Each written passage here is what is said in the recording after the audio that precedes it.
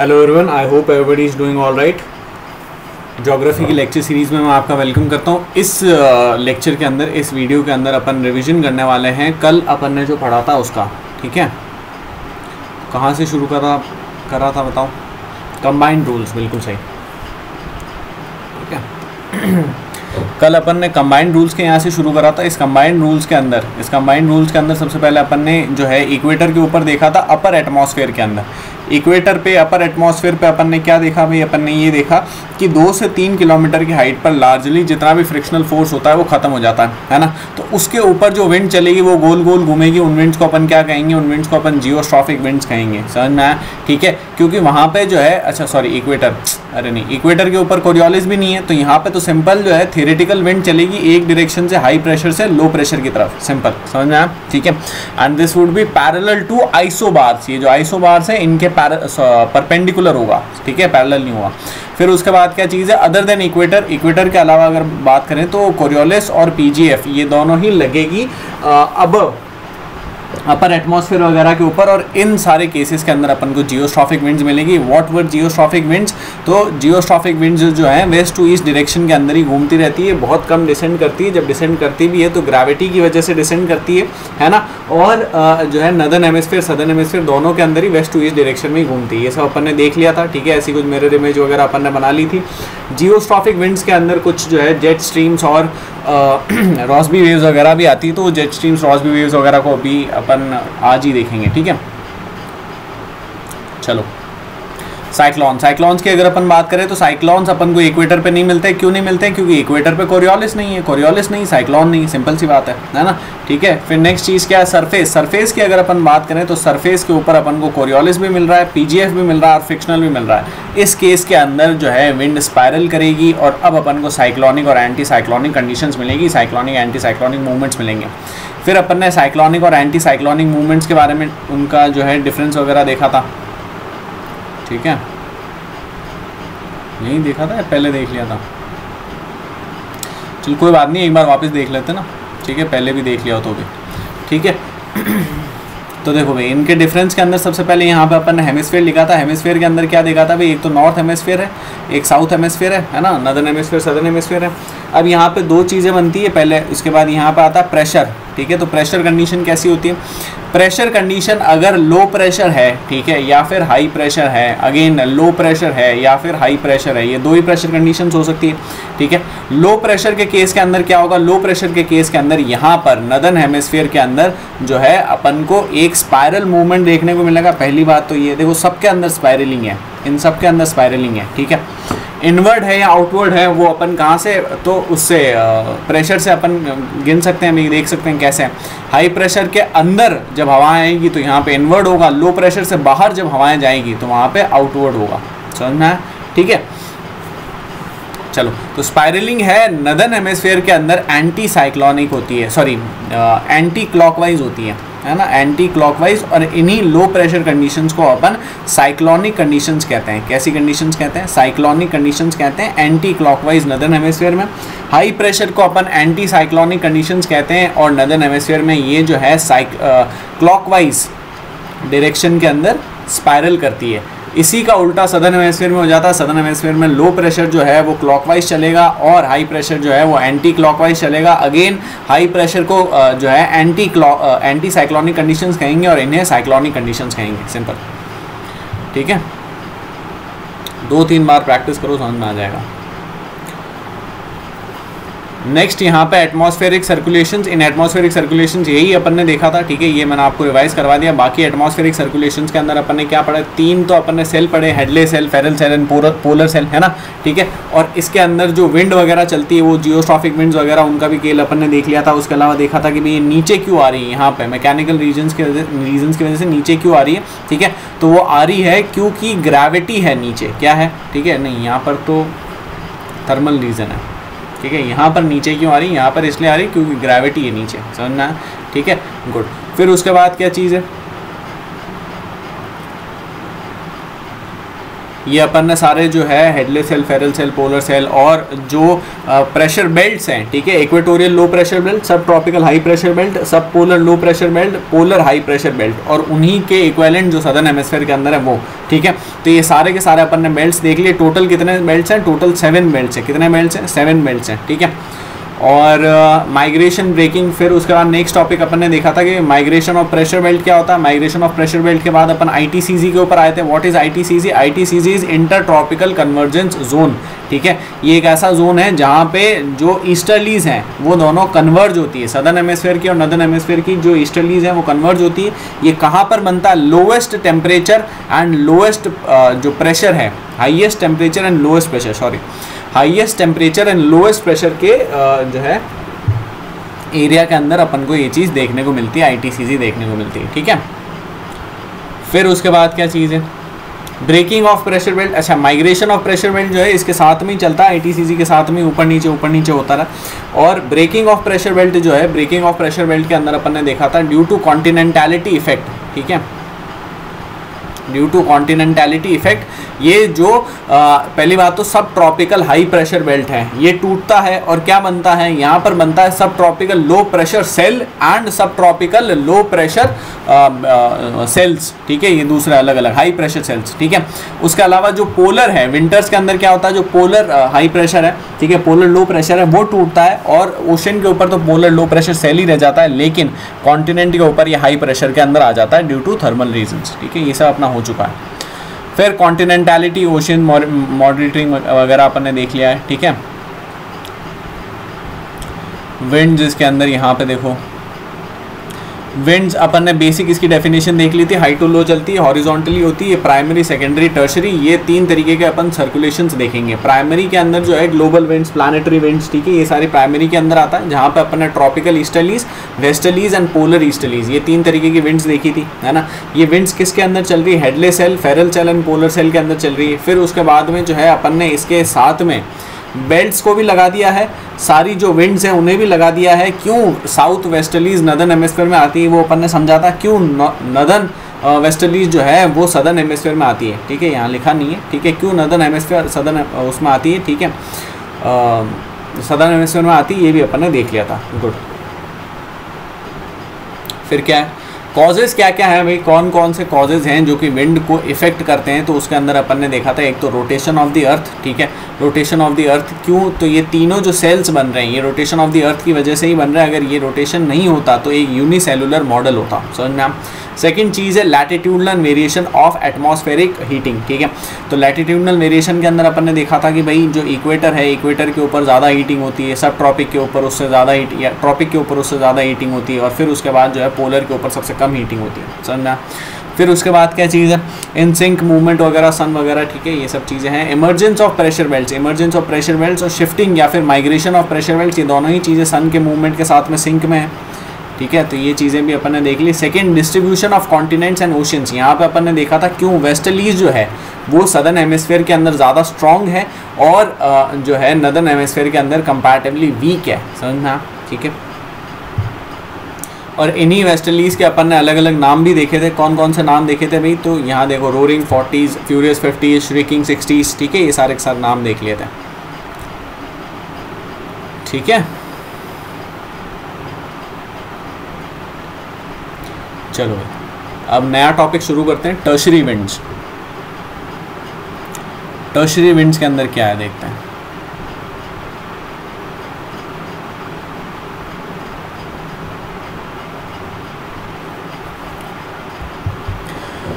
तो tertiary winds की अगर मैं आपको बात बताऊं, टर्शरी सर्कुलेशंस की, अपन ने प्राइमरी सर्कुलेशन कर लिया, सेकेंडरी नहीं हुआ है। सेकेंडरी के अंदर प्राइमरीली वैसे सीजनल विंड्स वगैरह जैसे मॉनसून वगैरह ये सब आते हैं, और इनके अलावा जो है अपने साइक्लोन्स वगैरह आते हैं, ठीक है। तो उनको देखेंगे, उनको अभी होल्ड करते हैं। साइक्लोन को एक बार अपन ह्यूमिडिटी और वो सब कंप्लीट कर लें, उसके बाद करेंगे। क्लाउड्स वगैरह कंप्लीट कर लें, उसके बाद करेंगे। टर्शरी विंड्स की अगर मैं आपको बात बताऊं तो टर्शरी विंड्स के अंदर एक तो सीजनल विंड्स कुछ पर्टिकुलर, ठीक है, वो विंड्स, उसके अलावा लोकल विंड्स भी यहाँ पर आती है। लोकल विंड्स कौन सी होती है इनको डिटेल में डिस्कस करेंगे, क्योंकि लोकल विंड्स के ऊपर अभी 2022 के अंदर ही क्वेश्चन आया था लेवांट के ऊपर, है ना, तो इसलिए इम्पॉर्टेंट हो जाता है, ठीक है। और किसको डिस्कस करेंगे भाई, और इसके अलावा जो लैंड एंड सी ब्रीज होता है, तो लैंड एंड सी ब्रीज वैसे अपना हो चुका है अगर आपको याद हो तो, है ना, लैंड एंड सी ब्रीज अपना हो चुका है। लैंड एंड सी ब्रीज के अलावा माउंटेन एंड वैली ब्रीज होता है, तो माउंटेन एंड वैली ब्रीज भी वैसे अपना हो चुका है। उसके कुछ नाम भी होते हैं, तो वो नाम अभी अपन देख लेंगे, नाम पहले अपन नहीं देखे थे। तो ये देखो भाई क्या कंडीशन होती है, सिंपल सा आपको पता ही है, ये ऐसा कुछ माउंटेन है ना, इसके अंदर क्या हो रहा है, इसके अंदर जब रात है, ठीक है, तो रात के टाइम पे इसको ऐसा कुछ बनाता है, ठीक है। जब रात है तो रात के टाइम पे क्या चीज़ होती है, रात के टाइम पे यहाँ पर जो ठंड बहुत ज़्यादा हो जाती है ना, ठीक है। बहुत ज़्यादा ठंड होने की वजह से जो ऊपर हवा होती है वो डेंस हो जाती है। जो ऊपर हवा डेंस हो जाती है वो ग्रेविटी के असर में आने के बाद नीचे जो है स्लाइड डाउन कर जाती है। और ये जो स्लाइड डाउन करती है, जो ठंडी हवा स्लाइड डाउन करती है, इसको अपन क्या बोलते हैं, इसी को अपन जो है कैटाबैटिक विंड्स बोलते हैं। क्या बोलते हैं, कैटाबैटिक विंड्स बोलते हैं, ठीक है। कैटाबैटिक विंड्स के बाद जो जब दिन का टाइम है, तो दिन के टाइम में यही कंडीशन थोड़ी सी अलग हो जाती है। दिन के टाइम में क्या कंडीशन होती है, दिन के टाइम में जो है नीचे की जो ठंडी हवाएं थी वो वापस से ऊपर चढ़ती है, ठीक है, और ऊपर की जो गर्म हवाएं होती है, ठीक है, क्लियर है ना ये, ठीक है। ऊपर की जो गर्म हवाएं होती हैं, क्योंकि ऊपर जो है टेम्परेचर वगैरह ज़्यादा है, तो इसलिए ऊपर एक तरीके का लो प्रेशर टाइप बनता है। तो यहाँ से जो हाई प्रेशर की हवाएं हैं, वो हाई प्रेशर की हवाएं जो है ऊपर जाती है, ठीक है। और इन विंड्स को अपन क्या बोलते हैं, इन विंड्स को अपन एनाबैटिक विंड्स बोलते हैं। क्या बोलते हैं, एनाबैटिक विंड्स बोलते हैं। बहुत ज़्यादा डीप में मेरे ख्याल से इसके ऊपर नहीं आएगा, लेकिन अगर आए तो सिंपल सी ये चीज़ याद रखना, और इसको बार बार करना पड़ेगा, इसका कोई इलाज नहीं है, मतलब आप कितनी भी कोशिश कर लो। तो नाइट के अंदर क्या चीज़ हो रही है, कैटाबैटिक विंड्स आ रही है, और ये कंसेप्ट तो मैंने आपको समझा ही दिया है ना। तो कैटाबैटिक विंड्स नाइट के अंदर, ठीक है। और ये नाइट को और नाइट को के को ऐसे याद कर सकते हो जैसे एक वो नाइट वो वाला भी होता है, तो बट ये सिर्फ तरीके हैं, इनसे हो नहीं हो वो कोई कहा नहीं जा सकता। नाइट के अलावा और कौन सी विंड्स होती है, नाइट के अलावा जो डे टाइम है ना, तो डे टाइम के अंदर एनाबैटिक विंड्स होती है। कौन सी विंड्स होती है, एनाबैटिक विंड्स, ठीक है, एनाबैटिक, इसको भी देख लेना। चलो अब कुछ टर्शरी विंड्स है, और टर्शरी विंड से पहले यहाँ पे लैंड और सी ब्रीज का कंसेप्ट आपको पता ही है, तो उसके ऊपर मैं जाऊँगा नहीं, ठीक है। टर्शरी विंड्स के ऊपर आते हैं। अब ये देखो खूब सारी है, एंडलेस है, उसके बाद भी एक बार कोशिश करते हैं जितनी ज़्यादा हो सके उतनी ज़्यादा कवर करेंगे, ठीक है। अब यहाँ देखो, सबसे पहले देखो इधर बोरा है, फैक्चुअल है, मैं कुछ भी नहीं कर सकता हूँ, ठीक है। बोरा है, मिस्त्राल है, ये दोनों कहाँ हैं, ये दोनों यूरोप के अंदर है। उसके अलावा एक जो है ये ठंडी विंड्स है, कोल्ड विंड्स है ना, ठीक है। उसके अलावा एक काराबुरान और बुरान है, ये कहाँ पर है, ये भी अपने जो रशिया और ये वाला रीजन है, ठीक है, उस रीजन के अंदर। यहाँ पर कुछ और भी रिवर्स हैं, सॉरी कुछ और भी विंड्स हैं, जैसे कि एक विंड है यहाँ पर आती है पोलर आउटब्रेक, वो पोलर आउटब्रेक इधर भी होती है, ठीक है। तो पोलर आउटब्रेक दोनों जगह पर है, ठीक है। पोलर आउटब्रेक के अलावा और कौन सी, यहाँ पे ब्लिज़ार्ड है, ब्लिज़ार्ड के अलग अलग नाम भी हैं, ठीक है। Blizzard is famous, Blizzard is important. Blizzard के अलावा जो वार्म विंड्स की अगर अपन बात करें, या इससे पहले कोल्ड एक पेम्पेरो भी है, पेम्पेरो नीचे जो है ये अर्जेंटीना और इस रीजन के अंदर चलती है ना। फिर एक यहाँ पे बस्टर्स है, इसे जो है ये ऑस्ट्रेलिया के अंदर चलती है, ऑस्ट्रेलिया के अंदर कुछ और भी विंड्स हैं, ठीक है। Then what else do we have, then we have warm winds. अब यहाँ पे सेंटा और एना है, कुछ लोग इसको सेंटा और एना को अलग अलग, कुछ एक मैप के अंदर आपको मिलेगा कि अलग अलग दे रखा है, ठीक है। बट अभी अपन यहाँ पे जो है सेंटा और एना को एक साथ इतना भी समझ लो कि वे कैलिफोर्निया रीजन के अंदर है, यूएस में है, ठीक है। तो दैट इज़ इम्पॉर्टेंट। चिनूक तो अपन याद कर सकते हैं, चिनूक हेलीकॉप्टर आते हैं, किसके हैं, यूएस के हैं, ठीक है। तो ये जो चिनूक है, ठीक है, ऐसा कुछ होता है ना, ठीक है, बहुत बढ़िया डायग्राम बनाया। चलो क्या बोल रहा था, तो ये यूएस के हैं, ठीक है। और इसके अलावा सिरोको है, सिरोको को जो है अलग अलग नाम से अलग अलग जगहों पे जाना जाता है, जैसे कि लेस्टर एक इसका टाइप है, ठीक है, सिरोको का, वो भी यहीं पे चलता है, ठीक है। लेस्टर के अलावा 2-4 छोटी छोटी विंड्स और भी हैं, ठीक है। उसके अलावा एक खामसिन है, ठीक है। खामसिन कहाँ पर है? अल्जीरिया से और ऊपर की तरफ ग्रीस की तरफ जा रही है, ठीक है। एक हार्मटान है, हार्मटान को डॉक्टर विंड्स भी कहते हैं। क्या कहते हैं? डॉक्टर विंड्स भी कहते हैं, ठीक है। इसके अलावा लू इंडिया के अंदर है ही है। लू के अलावा फॉन है, फॉन जो है एल्प्स के अंदर चलती है, ठीक है। इसके अलावा और कौन से विंड्स हैं? यहाँ पर नॉर्टे एंड नॉर्दर है, इधर नॉर्टे है और ऊपर नॉर्दर है, दोनों ही वार्म विंड्स है, ठीक है। उसके अलावा यहाँ पे एक जोंडा है, ठीक है। जोंडा के अलावा इधर नीचे जो साउथ अफ्रीका वाला रीजन है, यहाँ पे एक बर्ग जो है ये बर्ग भी है, ठीक है। बर्ग हो गया, लू हो गया, बस्टर्स हो गया, पैम्पेरो हो गया, ठीक है। पोलर आउटब्रेक हो गया, बुरान मैंने आपको बता दिया, फ़ोन हो गया, मिस्त्राल देख लिया, बस प्राइमरली यही है, ठीक है। तो ये सारे विंड्स हैं। अब इनको रटना है और कुछ इलाज नहीं है इसका,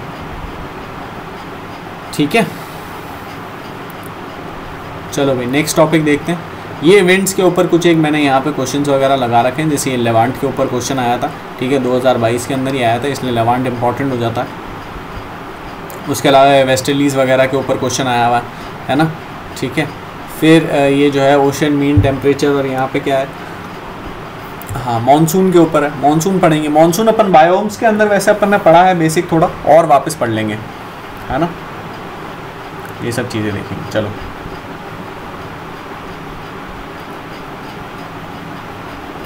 तो temperate cyclone, tropical cyclone, ocean atmospheric coupled phenomenas, ठीक है, सेकेंडरी वगैरह, ये सब ये सारे विंड्स वगैरह है, देख लो, ठीक है। वही है अपन ने देख लिया, जो बस वही है, ठीक है। एयर मासेस, एयर मासेस देखो वैसे तो अपना पहले अपना हो चुका है, ठीक है। थोड़ा बहुत एयर मासेस अपन ऑलरेडी देख चुके हैं, ऑलरेडी डील कर चुके हैं, लेकिन उसके अलावा थोड़ा बहुत और जो है उसके अंदर अब थोड़ा डीप में उतरेंगे, क्योंकि अब जो है अपन फाइनल फेज़ के अंदर आ रहे हैं क्लाइमेटोलॉजी के, ठीक है। इसके बाद ज़्यादा क्लाइमेटोलॉजी है नहीं, तो अब जो क्लाइमेटोलॉजी का फेज़ है उसके अंदर साइक्लोन्स वाला एक पार्ट आएगा।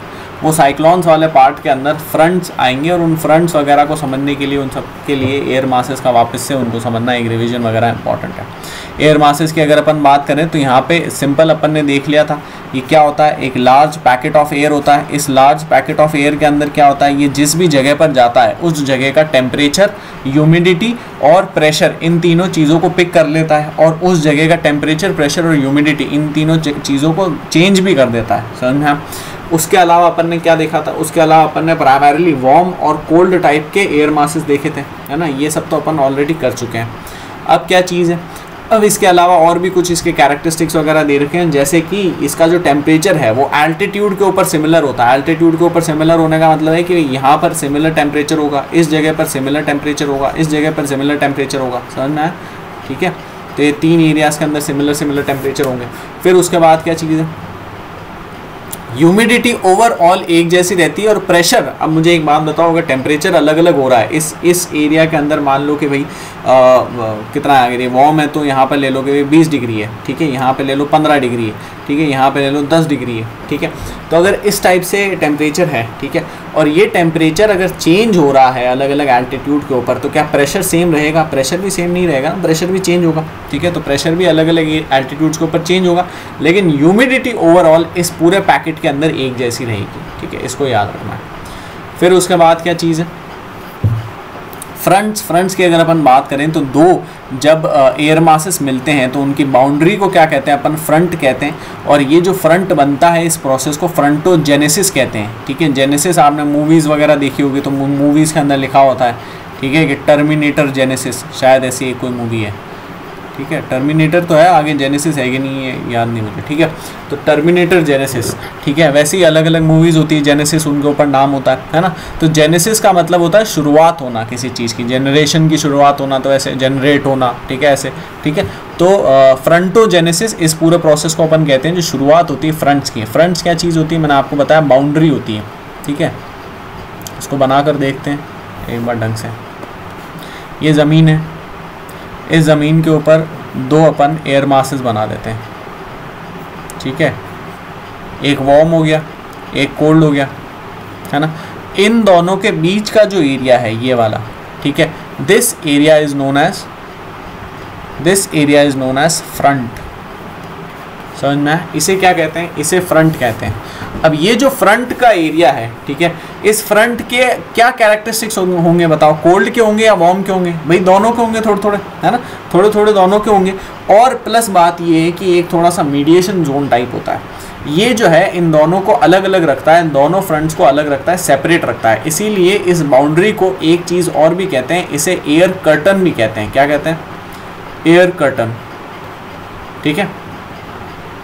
चलो, एयर कर्टन हो गया, फ्रंटोजेनेसिस हो गया, है ना। Stronger the characteristics, stronger the front will be, जितने ज़्यादा इस फ्रंट के और इस फ्रंट के कैरेक्टरिस्टिक्स स्ट्रॉन्ग होंगे। इसका क्या मतलब है?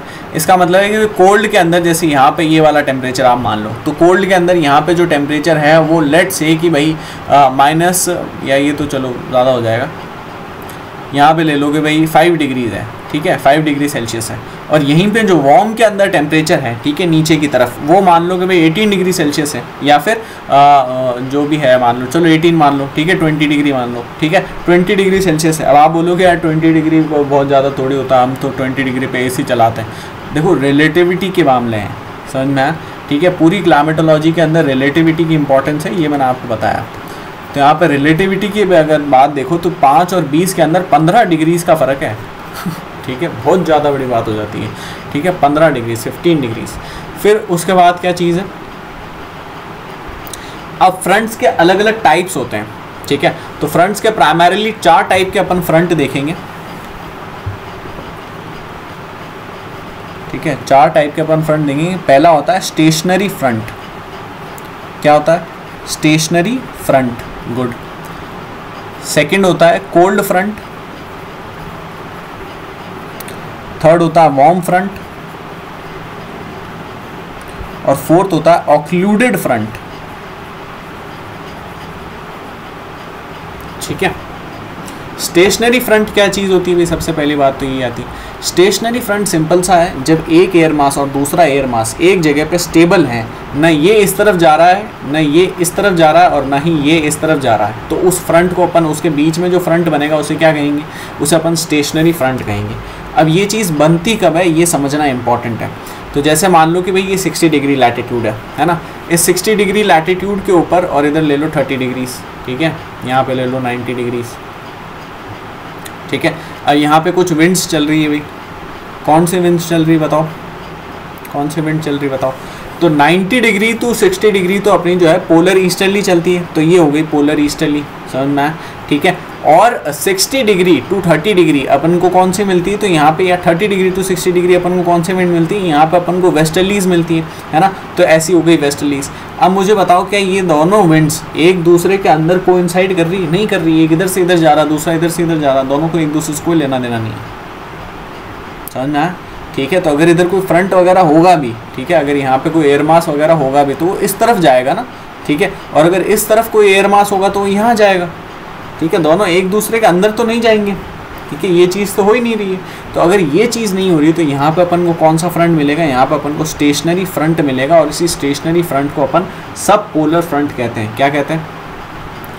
सब पोलर, ठीक है। ये नीचे सब ट्रॉपिकल फ्रंट होता है और ऊपर पोलर फ्रंट होता है, ठीक है। तो 60 डिग्रीज़ के ऊपर पोलर फ्रंट और 30 डिग्रीज़ के ऊपर सब ट्रॉपिकल फ्रंट्स। इस 30 डिग्री वाले को भी देखो, जैसे यहाँ पे ईस्टर्ली है, ठीक है। तो ये ईस्टर्ली का क्या सीन बन रहा है? यहाँ पे देखो, ये ईस्टर्ली इधर जा रहा है, वेस्टर्ली उधर जा रहा है, दोनों को एक दूसरे से कोई लेन देना नहीं है, समझ में आया, ठीक है। तो ये चीज़ है स्टेशनरी फ्रंट, समझ में आया। स्टेशनरी फ्रंट के बाद नेक्स्ट होता है कोल्ड फ्रंट। अब ये थोड़ा सा टेक्निकल है, इसको अपन नेक्स्ट वीडियो के अंदर डिस्कस करेंगे। कोल्ड फ्रंट, वार्म फ्रंट, है ना, और ऑक्लूडेड फ्रंट, ये तीनों चीज़ें एक साथ हो जाएगी, ठीक है।